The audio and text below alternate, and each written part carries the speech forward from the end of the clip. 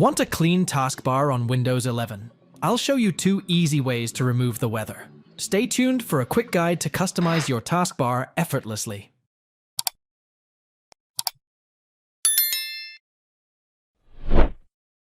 Click on the Widgets icon to open it.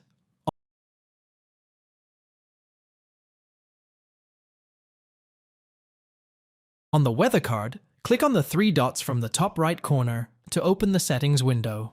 Multiple options will now appear on the screen. Select Remove Widget. Now you have fully removed the weather widget from News and Interests.